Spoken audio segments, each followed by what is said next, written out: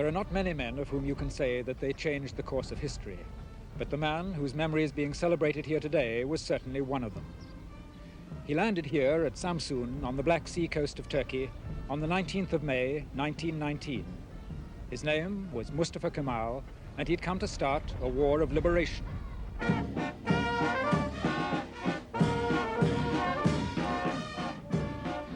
Within his lifetime, he became a legend. He was the hero of the defense of Gallipoli in the First World War, and after the war it was his fierce inspiration that led the Turks to victory in their struggle for independence. Finally, he used his authority and his astonishing willpower to transform a backward, beaten empire into a republic with a new and secure identity. Autocratic by temperament, he fought all his life for the principles of democracy, and he won the affection and the loyalty of the simple, stubborn Turkish peasants. While he lived, they followed him without question, and before he died, they rewarded him with the title of ATATÜRK, the father of the Turks.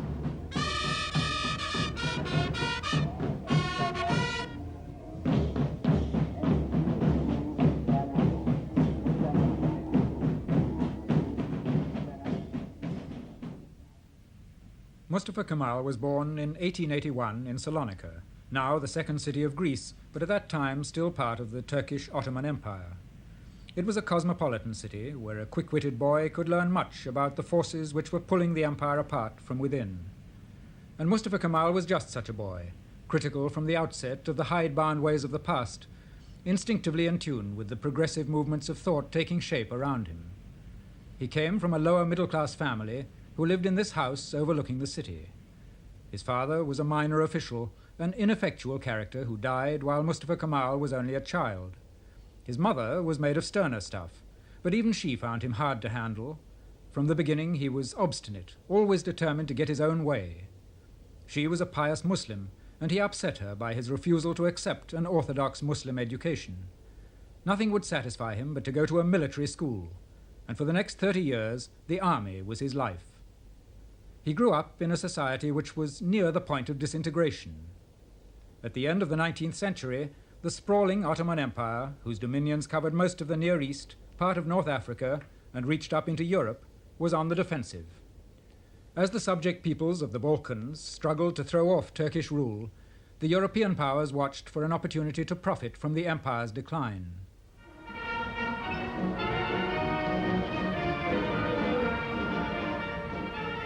Eager to extend Germany's influence to the east, Kaiser Wilhelm was posing as Turkey's friend, and the Turkish army was being trained by German advisors.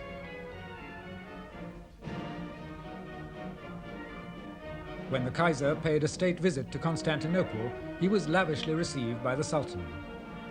As he was welcomed by the Turks, the Kaiser must have wondered how long the Ottoman Empire would survive. For below the surface, discontent was rising in Turkey, discontent with a decadent, enfeebled bureaucracy which was presiding over the empire's decline. Mustafa Kemal became aware of this discontent when he entered the military academy in Constantinople, and he found himself at once in sympathy with it. He joined eagerly in the activities of a secret society, writing articles for its underground newspaper. Characteristically, he criticized his colleagues for being too moderate. With his forceful personality and his penetrating blue eyes, he insisted always that he knew best. His ideas must predominate. Even among his closest friends, the young officers who were to collaborate with him in the great days that lay ahead, Kemal's belief in his own destiny was something of a joke. One of them was Ali Fethi, whose son, Professor Osman Akyar, tells the story of how a group of them sat one day in a cafe discussing the future. One wanted to become Minister of War, the other wanted to be a general, another wanted to be an ambassador, and my father was among them also. Finally, ATATÜRK had not spoken up to that time, and somebody turned to him and asked him what he would like to be. And he said, "I'm going to be the one who's going to appoint you to all these posts in the future."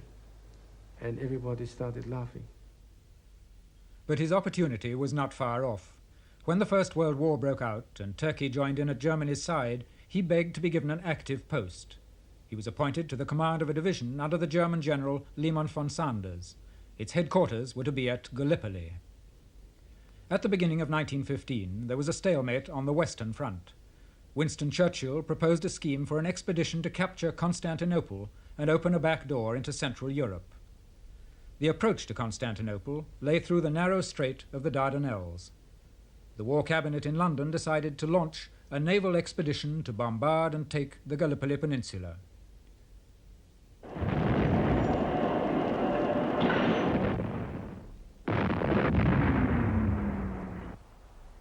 Lord Kitchener told the government, "If the fleet gets through, Constantinople will fall of itself, and you will have won not a battle, but the war."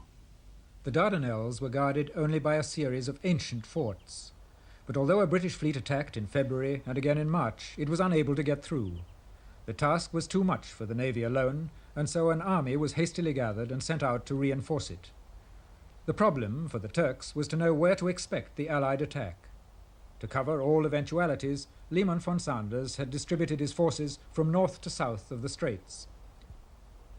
In the event, it was Mustafa Kemal's force which was to play the decisive role, for the British landed their main force on the west coast opposite the place where his division was in reserve.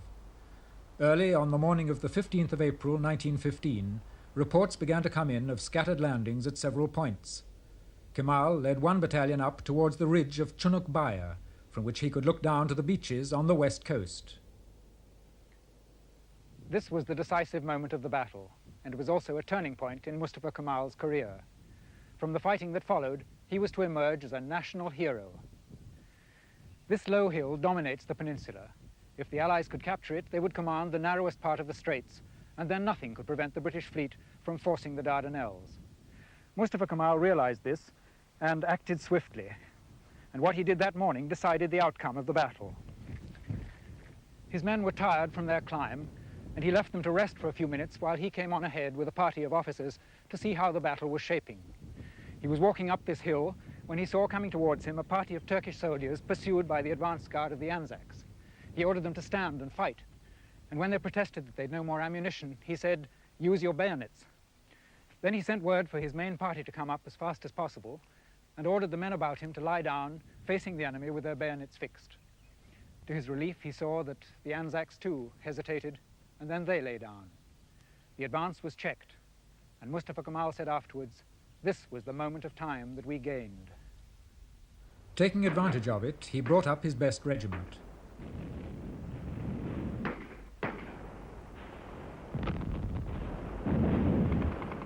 Then, without waiting for orders, but trusting to his instinct that this was the key moment of the battle, he threw in all his reserves. During the fighting, Kemal was everywhere himself, inspiring his men with his own indomitable spirit. "I don't order you to attack. I order you to die. In the time it takes us to die, other troops and other commanders can come and take our places." The Turkish soldiers died in their hundreds, but they held the ridge, and the Allied attack was broken.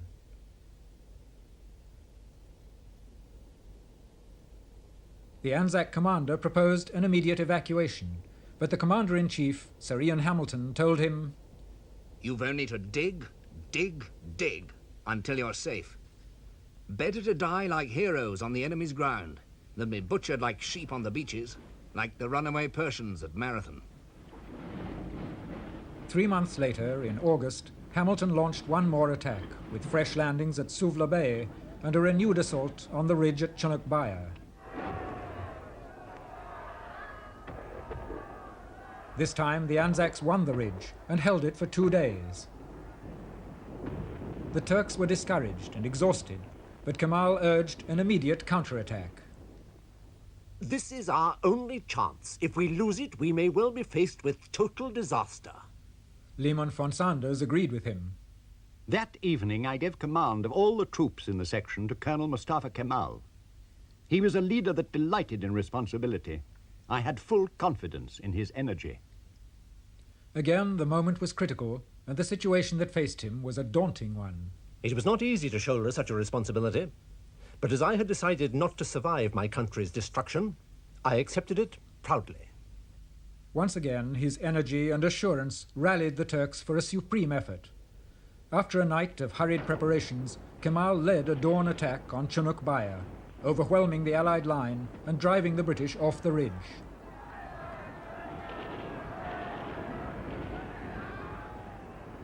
This time, the Turkish victory was decisive, and Hamilton cabled to London that the Gallipoli campaign was lost. A few months later, the Allies evacuated the peninsula.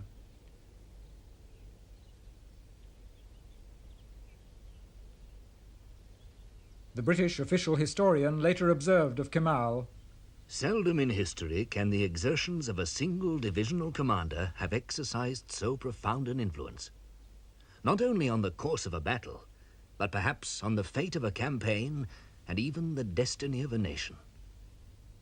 For Kemal, this was a turning point. His success at Gallipoli justified the belief he'd always had in his own capacity for leadership, and the remaining years of the war reinforced his reputation. Now he had the authority he needed to build a new Turkey out of the debris of the Ottoman Empire. During these years, one of his closest associates was İsmet İnönü, who was later to be his prime minister.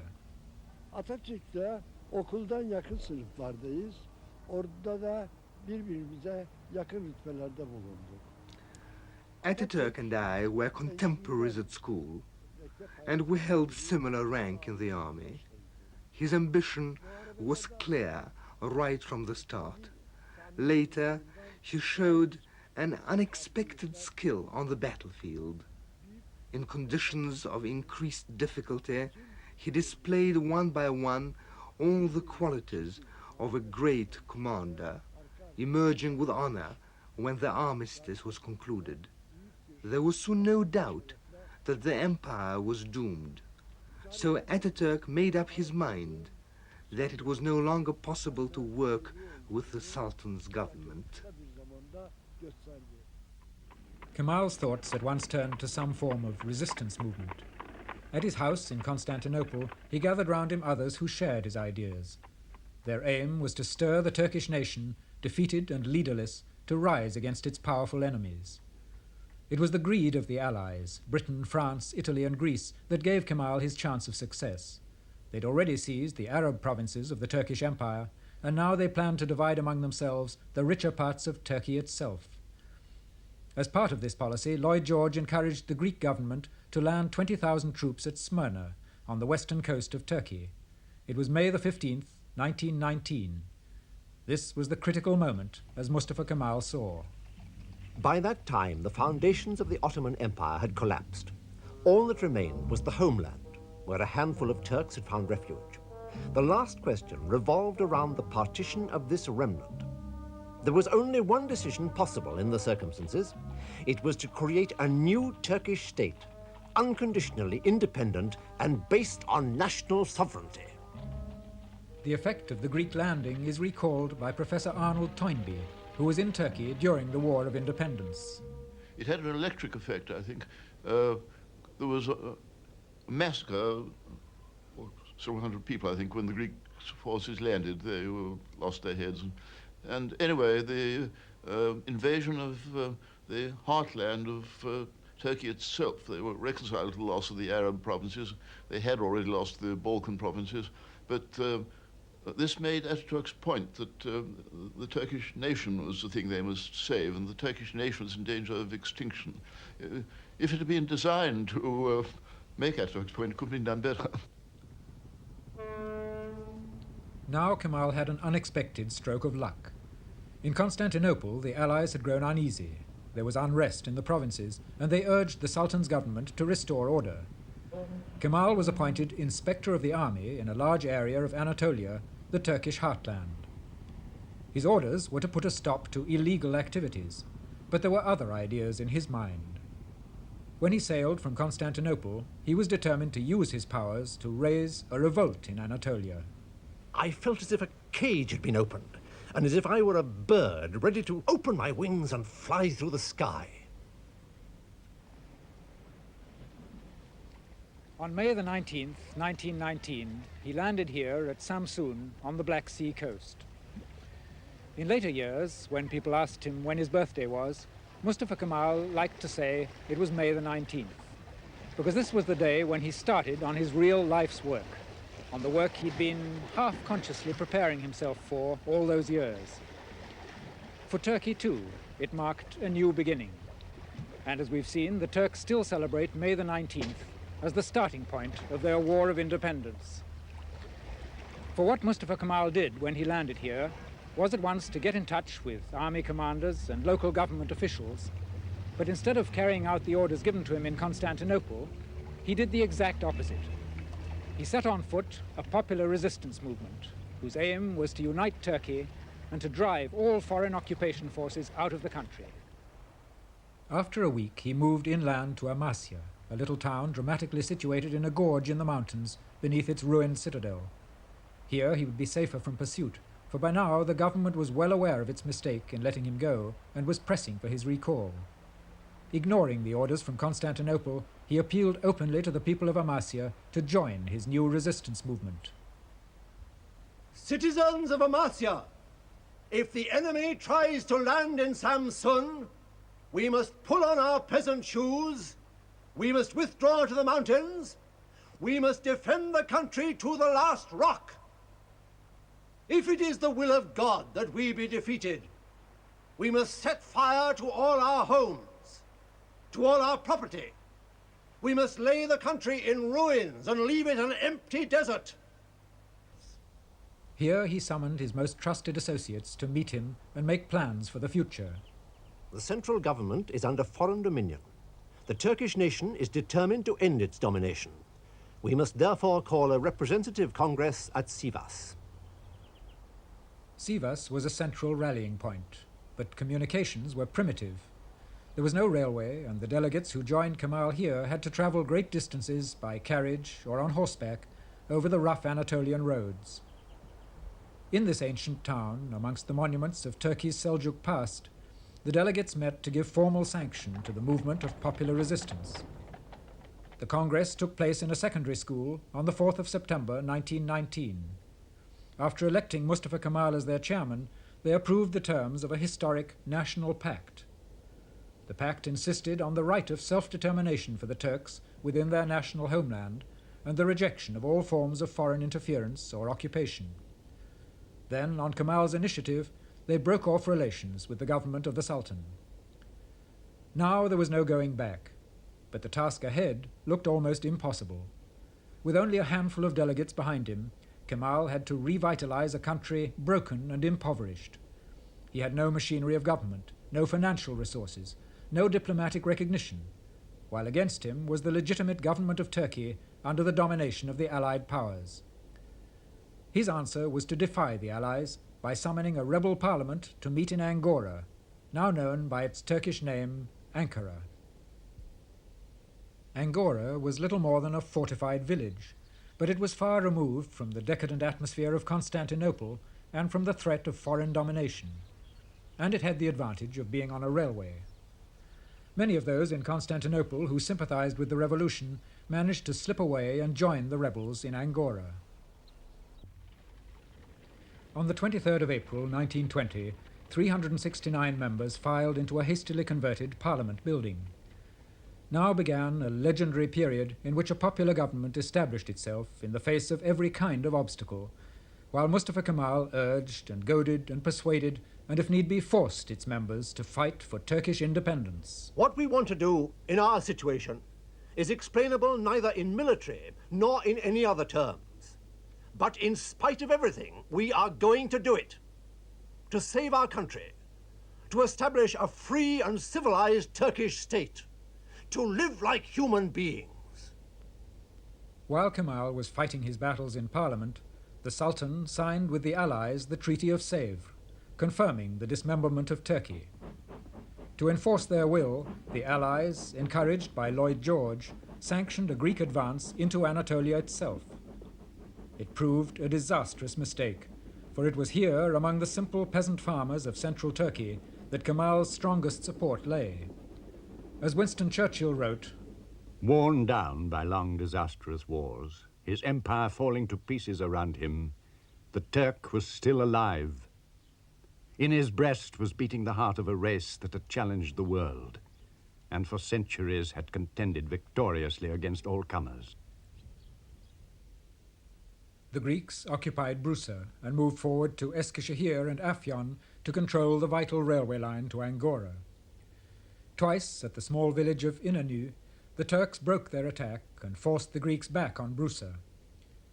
Professor Toynbee accompanied the Greek expedition as a journalist, and he recalls the contrast between the two armies.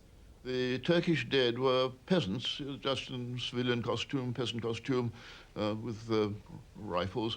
The Greek dead were in uniform, of course, and heavily equipped by the Allies. The Turkish cavalry were in uniform, but I think the whole thing was a great surprise to the Greeks, Turks themselves above all, and to the British. And I also think it had a tremendous psychological effect. It was ATATÜRK's first installment. I can save Turkey, and here I'm doing it. But in June 1921, the Greeks came on again, with an army reinforced to over 100,000 men, well equipped and even supported by a small air force.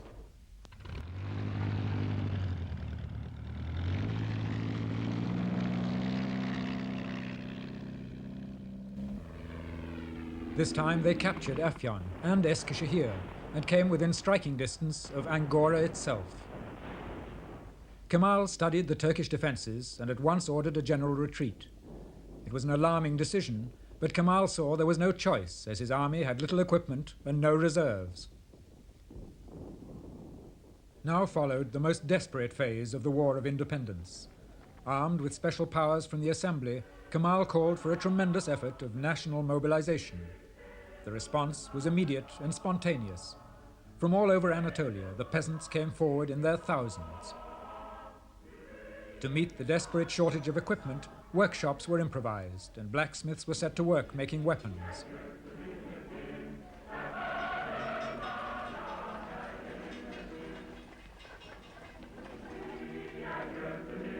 Even the Turkish women, emerging from centuries of seclusion, helped to carry ammunition to the front line, and a primitive supply system was organized. By the time the Greeks resumed their attack, the Turkish defenses were far better organized.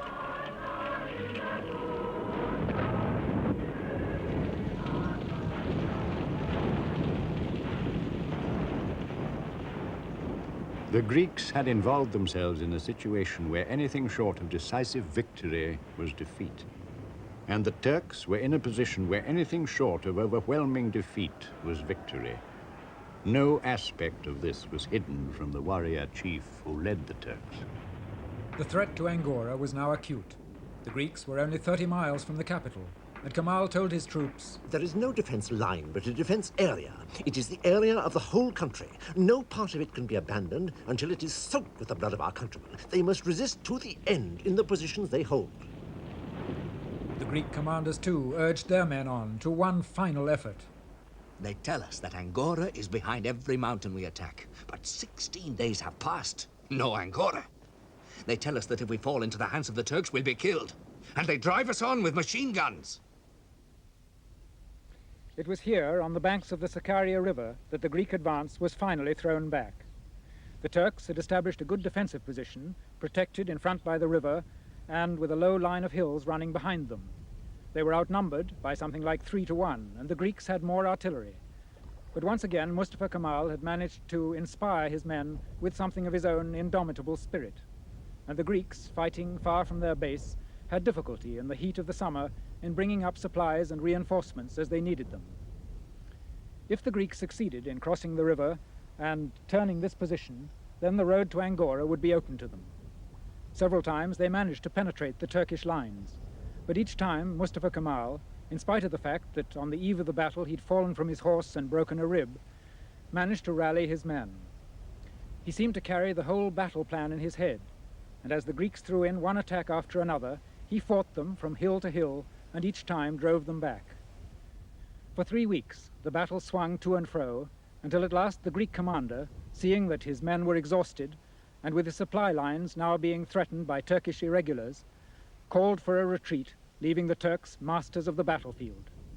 The threat to Angora had finally been lifted. The sense of relief in Angora was overwhelming.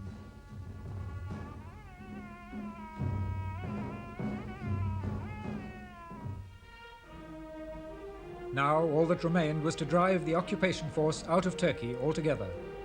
It took the Turks a year to build up their strength, and then Kemal launched his final attack. Soldiers, your goal is the Mediterranean!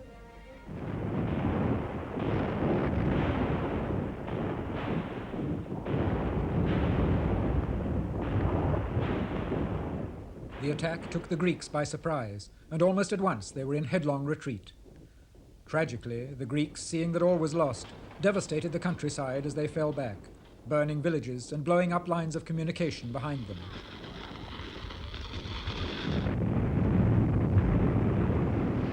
An eyewitness described the scenes as the Greeks fell back. They went to pieces altogether. It was a sickening record of bestiality and barbarity. There was little to choose between the two races, Greek and Turk. Permeating the atmosphere as the Turks advanced down the valleys was the stench of unburied bodies, of charred human and animal flesh.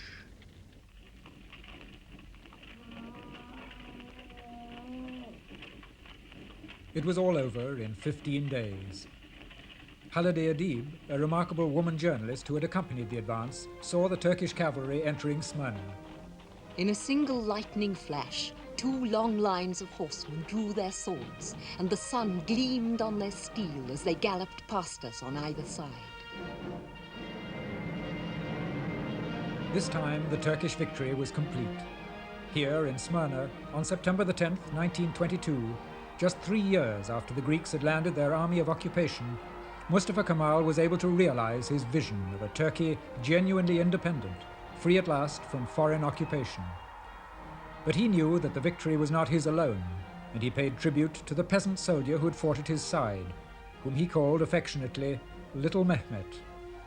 The greatest monument is Mehmetçik himself. It is thanks to him that these lands have remained within Turkish frontiers. 3 days later, fire broke out in the Armenian sector of the town, and from the Allied warships in the bay, the sailors watched in horror as it spread through the city. The surface of the sea shone like burning copper.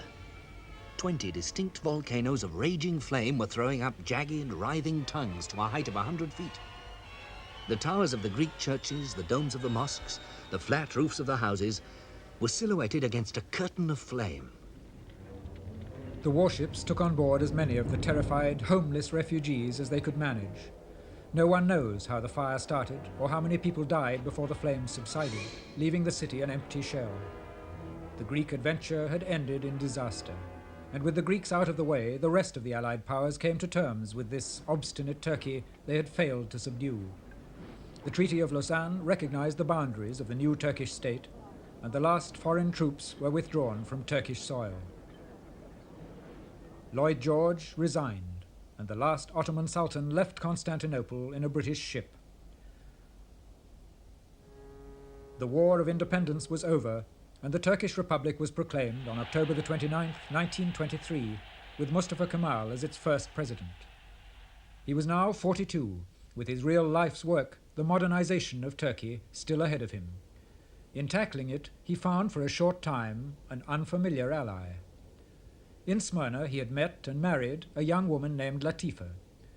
Until now, he'd used women merely for amusement in his times of relaxation. But Latifa was different.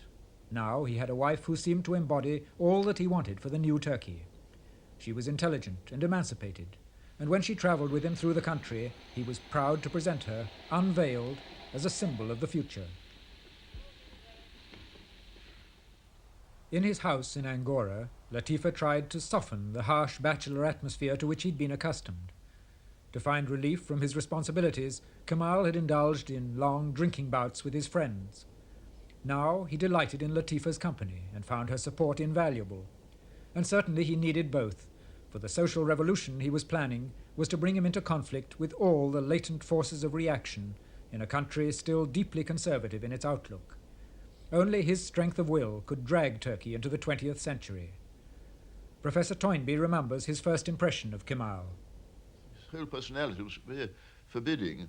When he talked to you, before he uttered, his forehead came down a sort of frown down to his eyebrows, and this was very intimidating.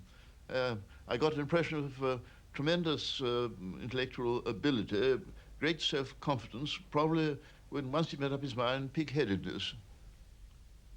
His first target was Islam and the hold it maintained on every aspect of Turkish life.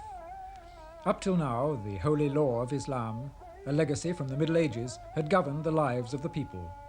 Its symbol was the caliph, the guardian of their faith, who was the ultimate authority in the field of education, law, and social custom. Kemal abolished the caliphate and in 1926 introduced a civil code. Among other things, this transformed the whole status of Turkish women, who had played such an important part in the War of Independence, as Turkey's first woman lawyer, Süreyya Ağulu, recalls. During the Independence War, Turkish women worked very hard to help to the Turkish army, carrying their ammunition, looking after the wounded soldiers, and especially fighting besides this, their brothers, fathers, and sons. Some of them even were killed during the war. This was tremendously significant, for until then the position of women in Turkey had hardly altered since the days of the Prophet. Veiled and secluded, deprived of education and of any social contact outside the limits of the family, they could play no part in the wider life of the community. Now, both by legislation and by social change, he tried to bring Turkish women out of their seclusion, urging them to abandon the veil, winning them the right to education and eventually to vote alongside their husbands. If henceforward the women do not share in the social life of the nation, we shall never attain to our full development. We shall remain irremediably backward, incapable of treating on equal terms with the civilizations of the West. It was a paradox that Kemal's own emancipated wife was not with him to witness these changes. For all his progressive ideas about a woman's place in society, Kemal couldn't make his own marriage work. A wife with ideas of her own upset the pattern of his household. The habits of the barrack room were too deeply ingrained, and he found it intolerable that she should try to check his drinking, should object to his choice of friends, both men and women, and criticize him in front of others. In 1925, after only 2 years of marriage, he divorced her. I think if his wife was a little more tolerant, it would go on. But as she was in love with him, she couldn't be as tolerant as we are expecting. Otherwise, it would go on well, and she was very young. If she was a little elder, perhaps she would understand also that Atatürk had some kind of customs that it wasn't very easy to change in a short time. With those who opposed his reforms, Kemal was both persuasive and dictatorial, as Halide Edip remembers. He was by turns cynical, suspicious, unscrupulous, and satanically shrewd. He bullied, he indulged in cheap street corner heroics. Of course, one knew all the time that there were men around him who were greatly his superior in intellect and far above him in culture and education. But though he excelled them in neither refinement nor originality, not one of them could possibly cope with his vitality. And it was this alone that made him the dominant figure. His personal authority was enormous, based as it was on his prestige as the liberator of his country. But now that the national emergency was past, those who had helped him to victory came increasingly to resent his dictatorial methods. The strength was his strength of will, his power of persuading or inspiring people to do the impossible. But this went along with, I must be the man to do it all.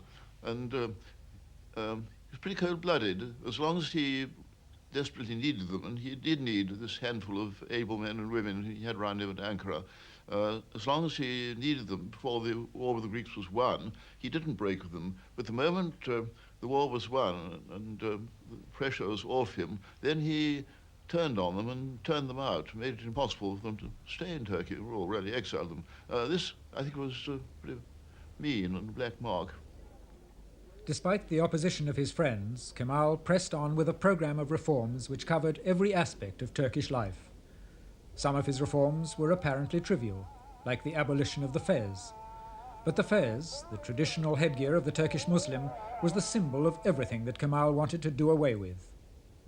Deliberately, he went out into a particularly conservative area wearing a hat and insisting that those with him did the same. His object was to turn Turkey's face away from the east and towards the west. This grotesque mixture of styles is neither national nor international. A civilized international dress is worthy and appropriate for our nation, and we will wear it. Boots or shoes on our feet, trousers on our legs, shirt and tie, jacket and waistcoat, and of course, to complete these, on our head, a cover with a brim. I want to make this clear. This head covering is called hat. His most ambitious reform altered the whole basis of Turkish education. The Arabic lettering in which every book in the country was written was abandoned in favor of a modified Latin script. Our rich and harmonious language will now be able to display itself with new Turkish letters. We must free ourselves from these incomprehensible signs that for centuries have held our minds in an iron vice. He himself travelled long distances out into the countryside with blackboard and chalk to teach the nation how to read and write. Kemal's objective was not only to educate, but to open a channel of communication with the West. With the same idea, he ordered the adoption of surnames, which until then were unknown in Turkey, and himself took the name of ATATÜRK, meaning Father of the Turks. A new national pride was developing, and towns which had been called by European names, like Angora and Constantinople, were now universally known by their Turkish names, Ankara and Istanbul. In everything, Ataturk took the lead himself, building railways, encouraging industry, planning factories, demonstrating new methods of agriculture. In the short space of 6 years, he had turned the structure of the state upside down. It had almost been too much for the patient Turkish people, and now the strain began to tell on Kemal himself. By the mid-30s, his powers were failing. Years of hard drinking and the incessant demands he'd made on his own energies had undermined his health.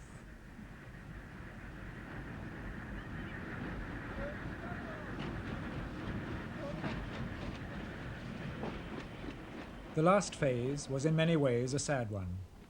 In the midst of all his astonishing achievements, Kemal was cut off by his very nature from the sort of personal relationships that could have tempered his loneliness. Atatürk was a real human person. He was very sentimental in many ways. Atatürk had two kinds of character. He could be very firm and he could be very quiet and calm. You could see tears in his eyes. He loved children, he loved nature, he loved music. He loved his own nation, he loved his own country. Even I can say that he loved the whole world. And that's why he always wanted to have the peace, not the war in the whole world. Atatürk, by all means, was a great man in many ways. And that's why he was lonely, by his sentimentality. If he had kept the able people around him who had helped him to win the war against the Greeks and win the peace with the Allies, and if he had taken 12 years instead of 6 years to carry out his reforms, I think those two things together would have made a very great difference to the future of Turkey. She would have had a happier last half century than she has had. I don't know whether he knew he was going to have a shortish life. He must have known he was an intelligent man. He was a very heavy drinker. And so he also felt that he had no time to lose. He must just press forward. But yet he had a kind of anticlimax of about 10 years, hadn't he, before his death, in which the reforms were already done, as much as Turkey could stomach for ever so long. And he could have taken more time, as it turned out. But his temperament didn't allow him to do that. In the summer of 1938, during a holiday on the Bosphorus, he was taken seriously ill. He was carried to Istanbul, to the old Sultan's palace of Dolmabahce, the symbol of the imperial past on which he had stamped his vision of a new Turkey. As part of this vision, he had established his country's place in the world, steering it wisely between the two perils of Nazism and communism, cementing its relations with the democracies of the West.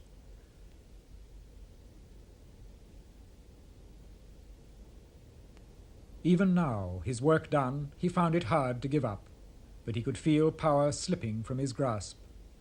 His doctors had diagnosed cirrhosis of the liver, and his strength was ebbing away.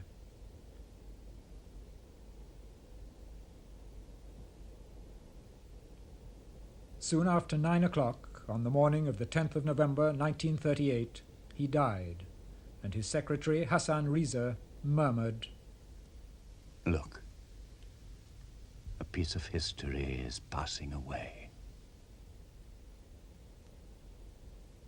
For Ataturk himself, the clock at last had stopped.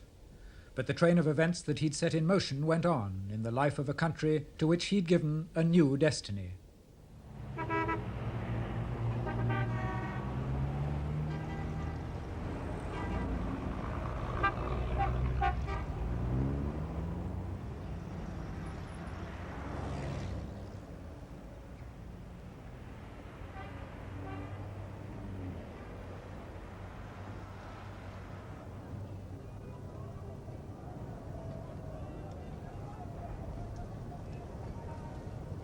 Few men have seen so many of their dreams come true as Ataturk.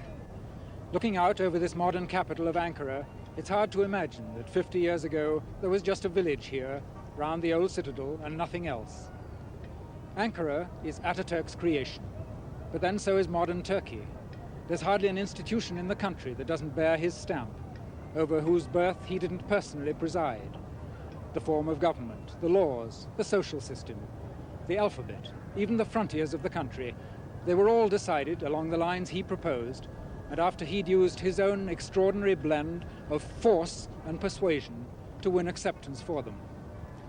It was an astonishing achievement, especially when you remember the terrible plight of Turkey when he came on the scene.